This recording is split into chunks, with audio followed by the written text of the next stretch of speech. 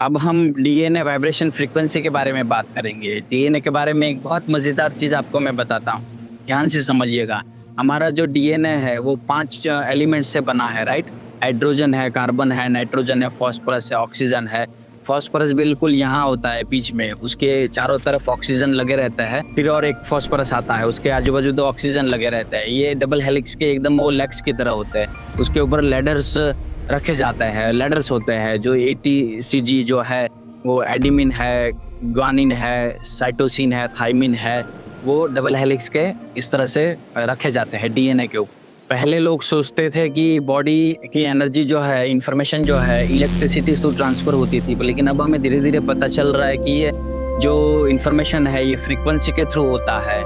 आप समझिए कि कैसे काम करता है। जैसे हाइड्रोजन है, उसकी आवाज़ होती है ई की और उसका कलर येलो होता है। ऑक्सीजन का चार्टर एफ शार्प एफ होता है और कार्बन जो है उसकी ई की होती है, उसका कलर भी येलो होता है। नाइट्रोजन जो है वो जी है। अब प्रॉपर फिज़िक्स में समझते हैं इसको। आप कभी दोस्तों के साथ जैसे पार्टी में जाते हैं, भजन में कहीं पे भी जाते हैं, तो वहाँ पे कोई साउंड प्ले होता है, तब आपको अचानक वो साउंड या म्यूज़िक प्ले होता है तो सुन के पूरी एनर्जेटिक हो जाते हैं। आप भी उठ के खड़े हो जाते हैं कि वाह! क्या गाना आया ऐसा।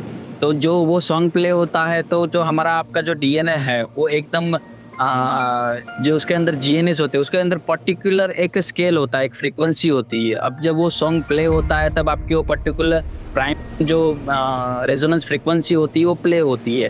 तो आपका डीएनए एकदम सेलिब्रेट करता है, टाइट हो जाता है, कुछ एकदम बाहर आ जाता है। इसे हार्मोनिक वेव रेजोनेंस फ्रीक्वेंसी कहते हैं।